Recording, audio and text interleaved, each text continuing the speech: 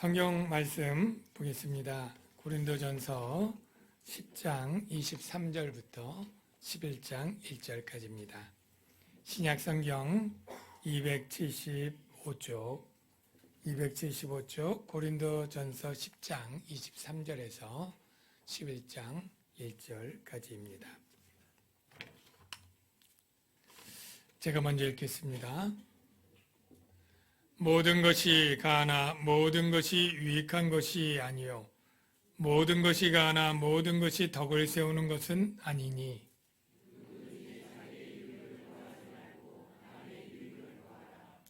무릇 시장에서 파는 것은 양심을 위하여 묻지 말고 먹으라. 불신자 중에 누가 너희를 청할 때 너희가 가고자 하거든 너희 앞에 차려놓은 것은 무엇이든지 양심을 위하여 묻지 말고 먹으라.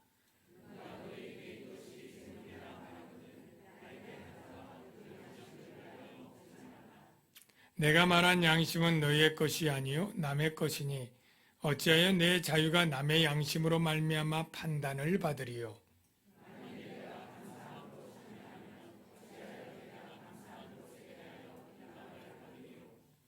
그런즉 너희가 먹든지 마시든지 무엇을 하든지 다 하나님의 영광을 위하여 하라.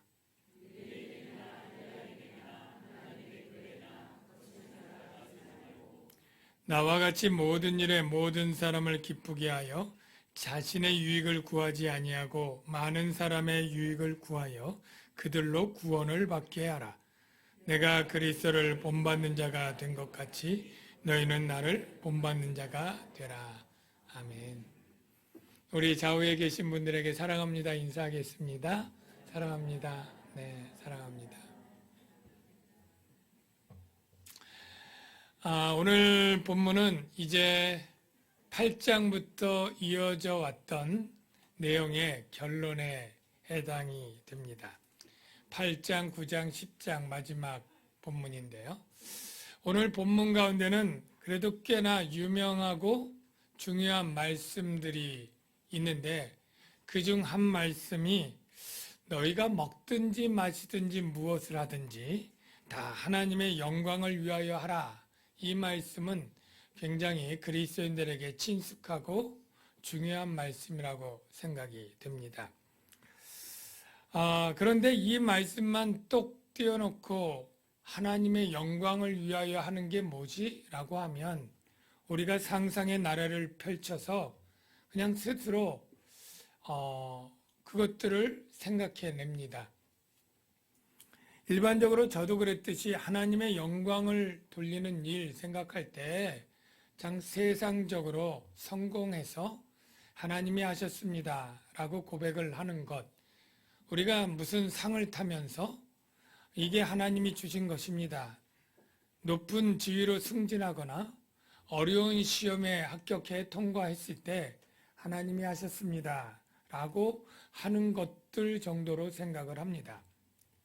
물론 그것도 하나님께 영광을 돌리는 일이긴 합니다만 그렇게 정해놓으면 수많은 그리스도인들 가운데 극소수만 그렇게 영광을 돌리고 나머지 대부분의 평범한 사람들은 평생 하나님을 영광 돌리지도 못하고 천국 가게 될 거 아니겠습니까?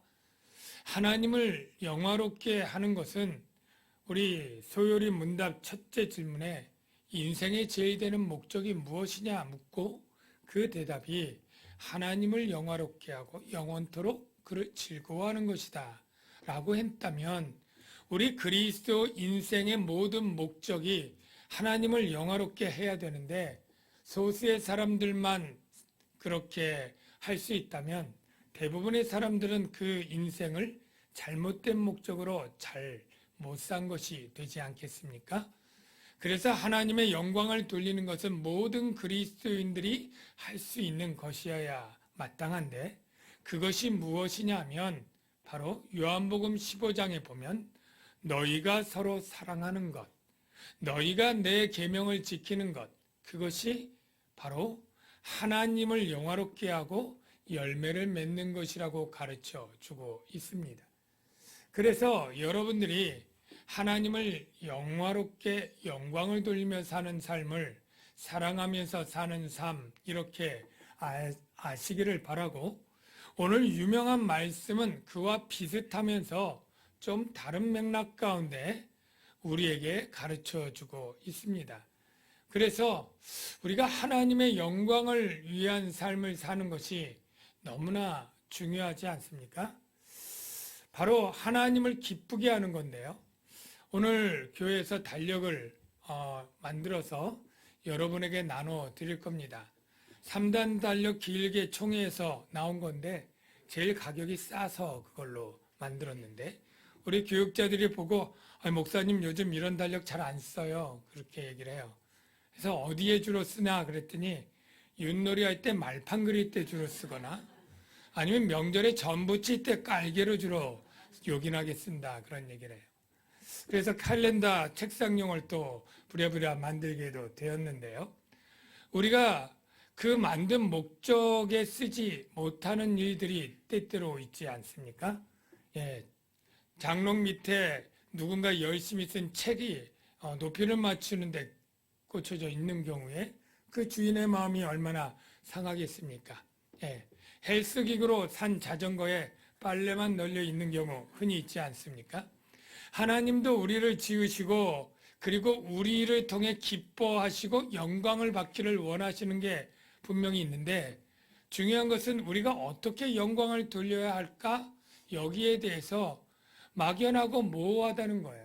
그래서 오늘 본문의 그 내용들을 살펴보면서 우리의 삶이 어떻게 하나님을 바르게 영광을 돌리는 삶인지도 깨달으면서 은혜를 나누고자 합니다.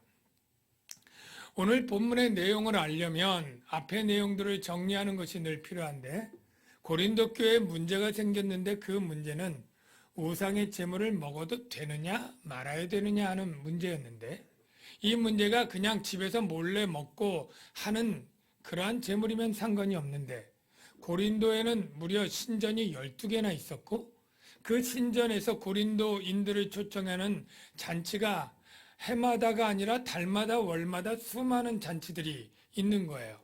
그런데 고린도 교인 중에 조금 상류층의 사람들은 그 신전에 불려가서 먹고 마실 기회가 너무나 많고, 그것을 가야만 사교적으로 교제도 할 뿐 아니라 사업적으로도 유리한 점이 많고, 또 가서 초대를 받는 것은 존경과 명예를 얻는 일이요, 맛있는 음식을 먹어서 좋으니 그 유혹이 대단한 거예요.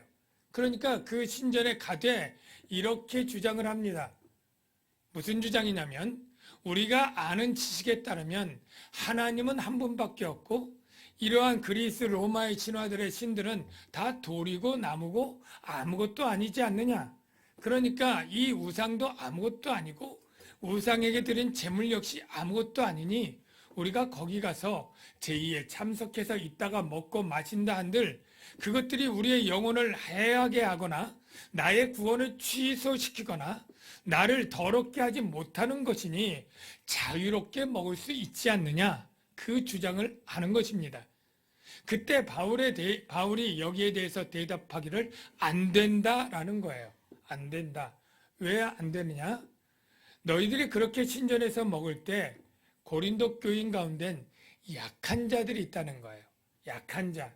지식이 없고 약해서 아직 우상의 제물을 우상으로 알고 두려워 떠는 자들은 그 제물을 먹으면 양심이 상하여지고 더러워지고 죄책감을 갖고 따라 먹었다가는 오히려 우상 숭배의 옛생활로 돌아가거나 아니면 믿음이 실족하여서 신앙생활 안 하고 그리고 구원에서 떨어지는 일이 있기 때문에 나는 고기도 먹지 않겠다. 그렇게 얘기를 했습니다.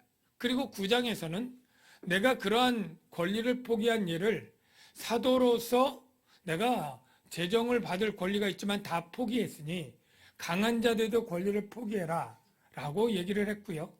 10장에서는 세례와 성찬을 받는 그들이 이러한 신비한 체험 때문에 내 구원을 확정 짓는 것처럼 생각하니까 세례와 성찬을 받았다고 해도 우상 숭배와 음란, 불순종하면 구약의 이스라엘 백성도 광야에서 멸망한 것처럼 너희도 멸망할까 조심하라. 그래서 선줄로 생각한 자는 넘어질까 조심하라 하는 이야기를 했지요.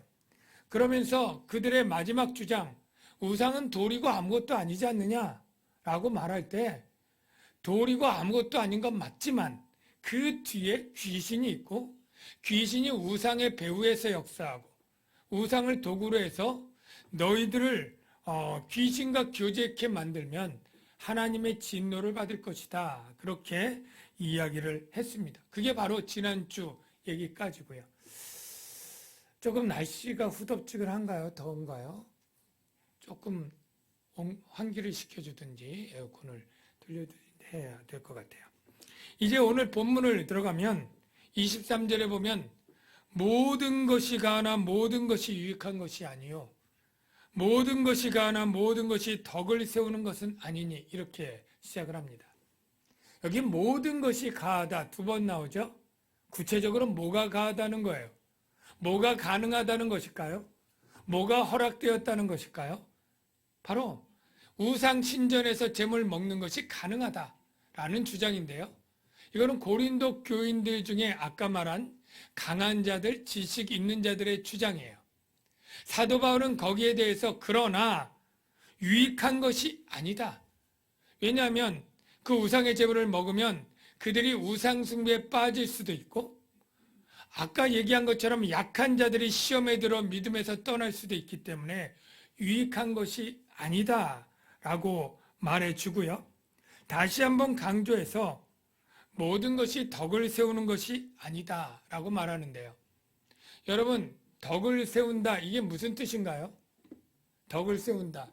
국어긴 국어인데 잘 알쏭달쏭 잘 이해가 되지 않지 않습니까? 네, 덕을 세운다. 예, 이게 원어로 풀어야 좀 좋은데 교회를 세워 올린다 이런 뜻이에요. 교회를 세워 올린다.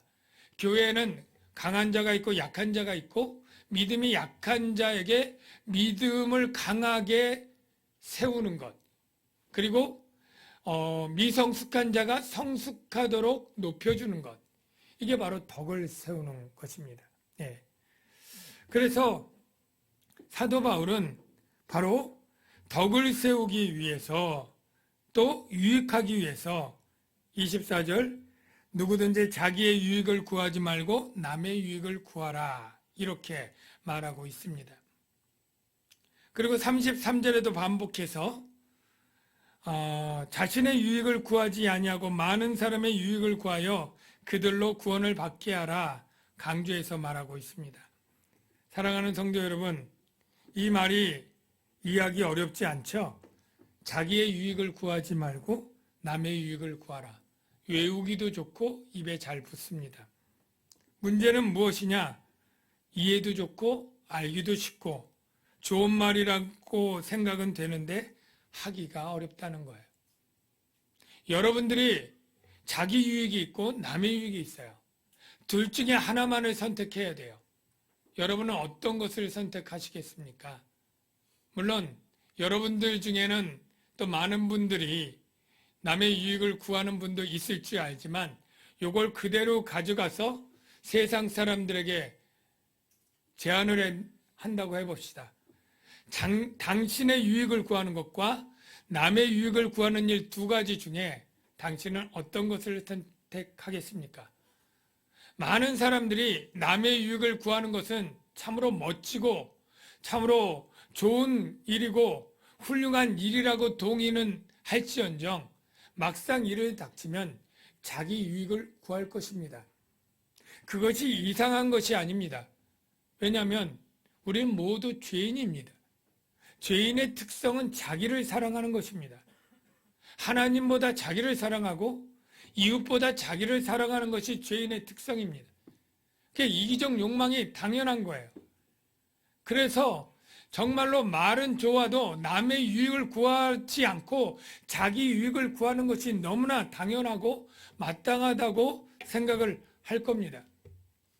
그런데 그렇지 않은 분이 오셨습니다. 바로 예수 그리스도입니다. 예수님은 자기 유익을 구하지 않고 남의 유익을 구하러 이 땅에 오신 분입니다. 예수님이 직접 마가복음 10장 45절에 이렇게 말씀하셨어요. 한번 자막을 볼까요? 인자가 온 것은 섬김을 받으려 함이 아니라 도리어 섬기려 하고 자기 목숨을 많은 사람의 대속물로 주려 함이라. 자기 목숨을 구하기 위해서 어떻게든 무엇이든지 행하던 이 세상 사람들에게 오히려 자기 목숨을 죽이고 다른 사람을 살리기 위해서 오신 것입니다. 이것보다 더 남의 유익을 구하는 일이 어디 있겠습니까? 바로 이것을 본받은 것이 사도 바울이죠. 11장 1절을 보십시오. 같이 한번 읽어주시기 바랍니다. 시작.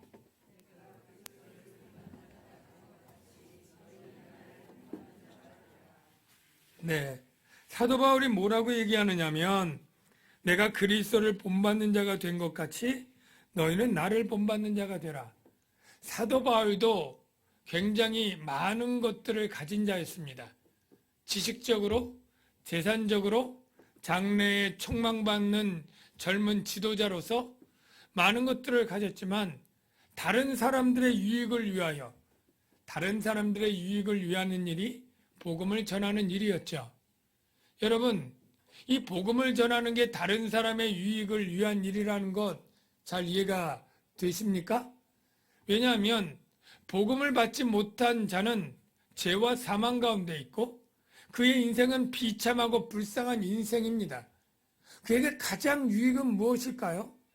죄 문제를 해결하고 사망에서 영원한 생명을 얻는 것 아니겠습니까? 바로 복음이 그런 일을 하는 거죠. 그에게 가장 큰 유익은 복음을 전해서 그가 새 생명으로 살게 하는 것. 이것보다 큰 유익은 이 세상에 아마 없을 것입니다. 사도 바울은 이렇게 다른 사람의 유익을 위해서 자신의 모든 것들을 버리고 포기하고 그렇게 희생하며 살았지요. 그래서 사도 바울도 고린도전서 9장 19절에 이렇게 말합니다. 내가 모든 사람에게 자유로우나 스스로 모든 사람에게 종이 된 것은 사도 바울은 자존심도 버리고 자신이 좋아하는 취미, 음식, 그리고 자신의 선호하는 모든 것들을 다 포기했습니다.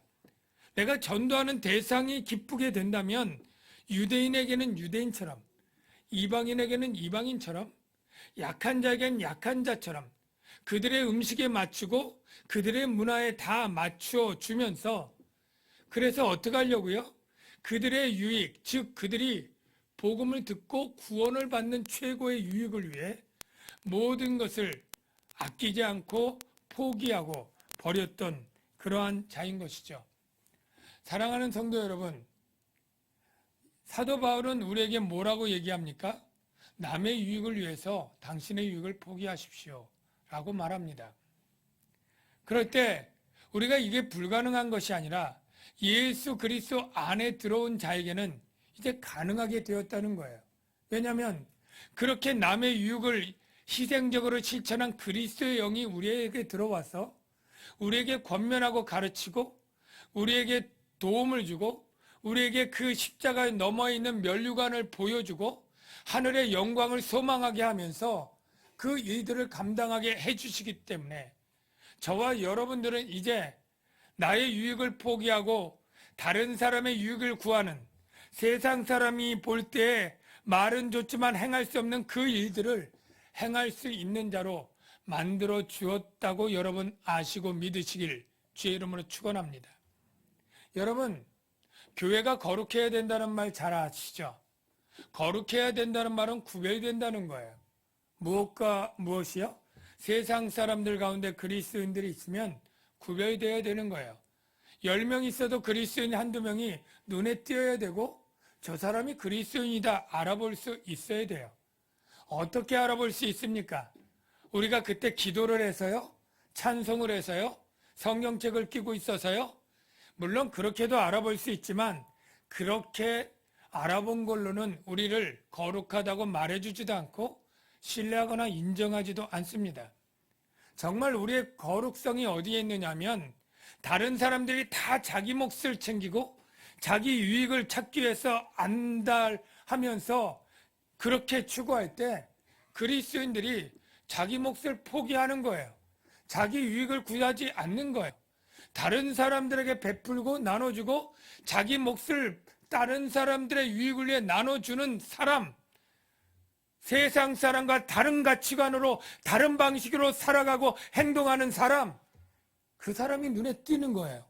저가 정말 예수 믿는 사람인가 보다. 우리랑 다른 가치관을 갖고 다른 삶의 방식으로 살아가고 있네. 그게 구별이고 그게 거룩한 것이죠.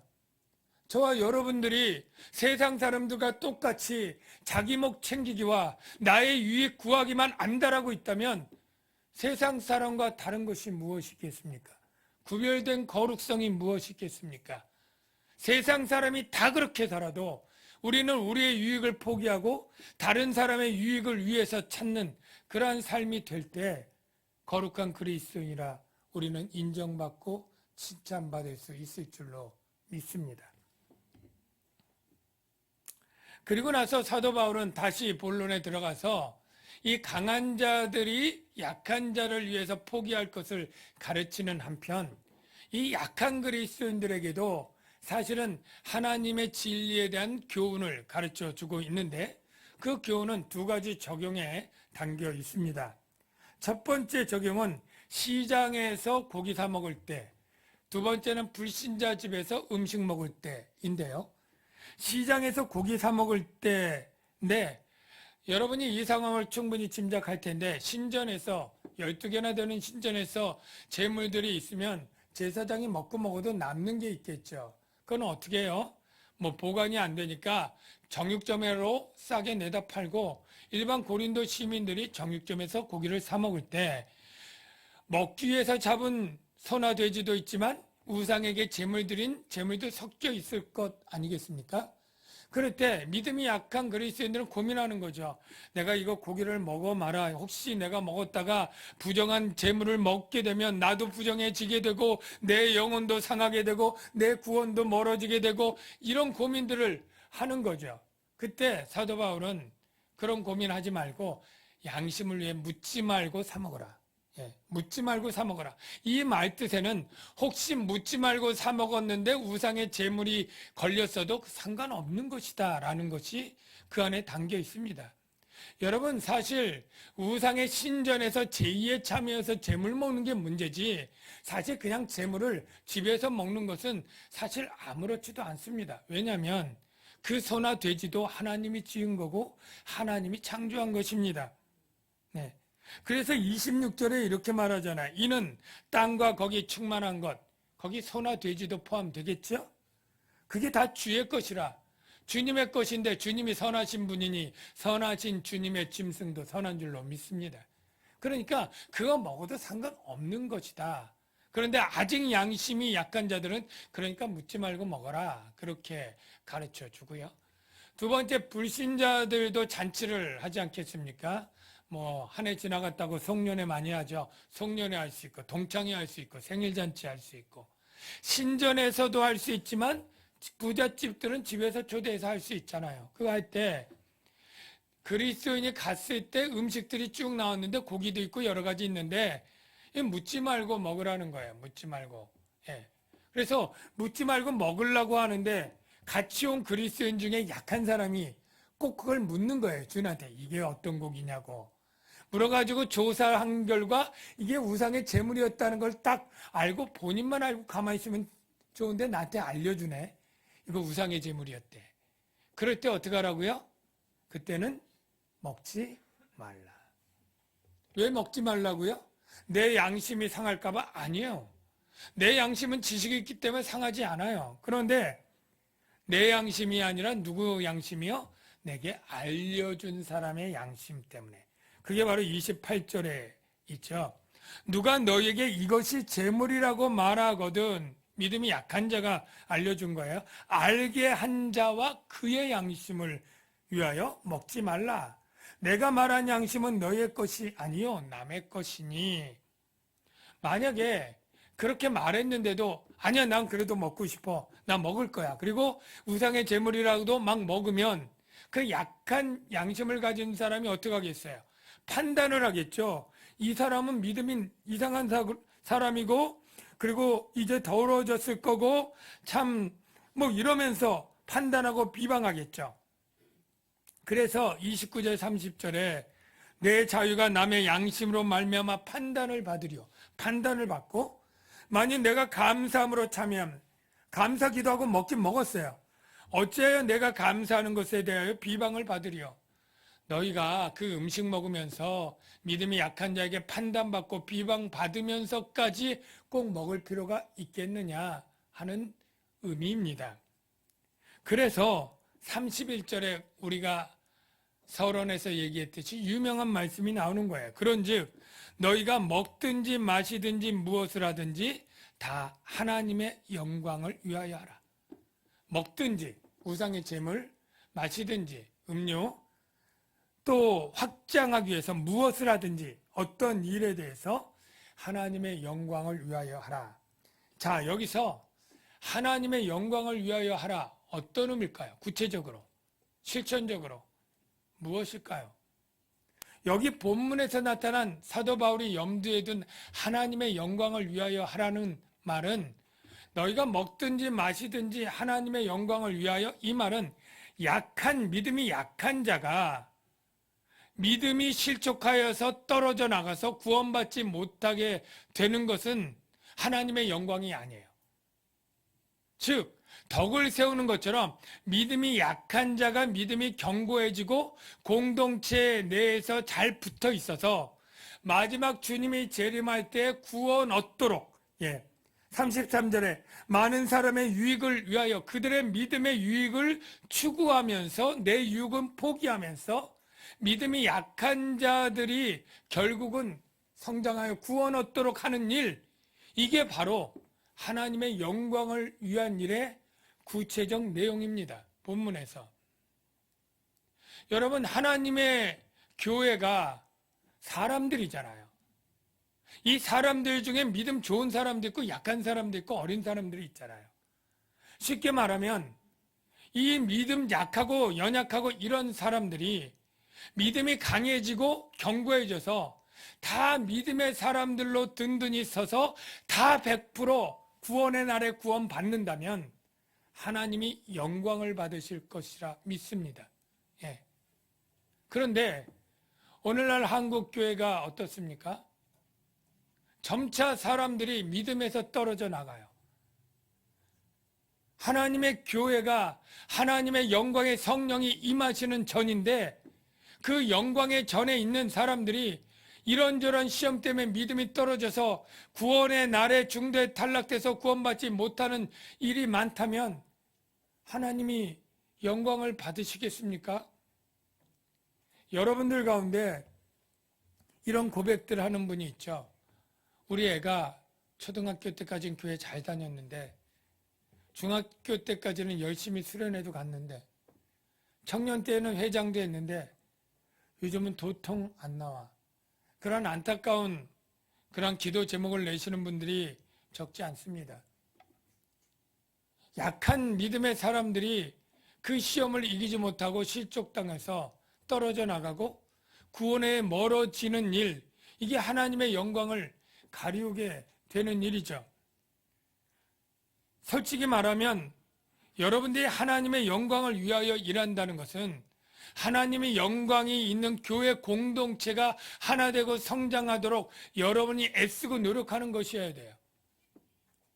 여러분이 하나님의 교회 공동체가 성장하고 자라나고 믿음의 약한 초신자들이 강해지도록 어떤 일들을 해오셨습니까? 여러분들은 교회 내에 이렇게 믿음이 약한 자들의 믿음이 떨어질 때 떨어지지 못하도록 그들을 붙잡았습니까? 그들을 세우셨습니까? 그들의 믿음을 위해서 여러분들은 여러분의 유익을 포기하면서 그들의 유익을 위해 어떤 일을 하셨습니까? 우리가 대부분 생각도 안 했던 일이고 그런 일은 염두에 두지도 않았던 거예요. 그런데 이제 분명히 말씀드립니다. 여러분이 교회를 위해서 헌신하고 여러분이 시간을 드리고 물질을 드리고 그렇게 투자하고 여러분들이 노력한 것들이 교회를 든든히 세우고 믿음이 약한 자들이 믿음이 서도록 했다면 여러분들이 하나님의 영광을 위하여 일을 하신 거예요. 예. 요즘 때가 되어서 제가 교사 모집 광고를 많이 하죠. 교사들은 교회 초신자들과 연약한 우리 주일학교 아이들을 가르치기 위해서 자기의 유익들을 포기하고 아이들의 유익을 위해 헌신하는 대표적인 사람들입니다. 예. 여러분들이 정말 교회를 하나님의 영광을 위해서 한다면 그런 일들에 여러분의 물질과 시간과 에너지와 노력들을 쓰셔야 돼요. 하나님의 영광을 위하여라는 것은 약한 자들이 실족하지 않고 믿음 안에 바로 서서 다 구원을 얻도록 헌신하도록 하는 일, 이것이 가장 문구적으로 올바른 적용이고 해석인 것입니다. 그러면 우리 모두가 다 교사를 해야 되느냐? 그렇진 않죠. 그러나 지금 성가대를 보고 다른 데 보면 교사를 할 수도 있고 성가대를 할 수도 있는 사람들이 있어요. 주차 안내를 할 수 있고 교사를 할 수 있는 사람도 있어요. 그러나 다른 일들이 또 필요하기 때문에 교사를 하지 못하고 성가대를 하거나 주차 안내를 하거나 다른 봉사를 하는 이들도 많이 있습니다. 여러분들이 은사대로 주차 안내를 해주고 또 성가대를 해준다면 교사도 할 수 있는 그분들이 교사에서 우리 아이들을 위해서 약한 자들을 위해서 헌신할 수 있지 않겠습니까?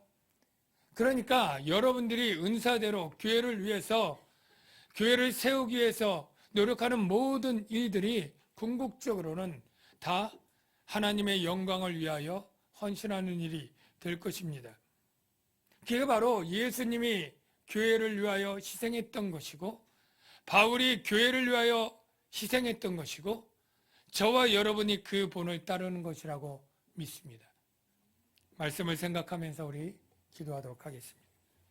하나님 아버지, 이 시간에 우리가 하나님의 영광을 위하여 있는 것이 뜬구름 잡는 것처럼 막연한 것이 아니고 하나님의 영이 머무르는 교회를 위하여 우리가 헌신하고 노력하고 그들의 믿음을 세우기 위해 노력하는 일이란 걸 깨닫습니다. 우리 모두 그렇게 하나님의 몸된 교회를 위하여 하나님의 영광을 위하여 우리가 부르실 때 사용되는 자들이 되어질 수 있도록 주님 도와 주시옵소서.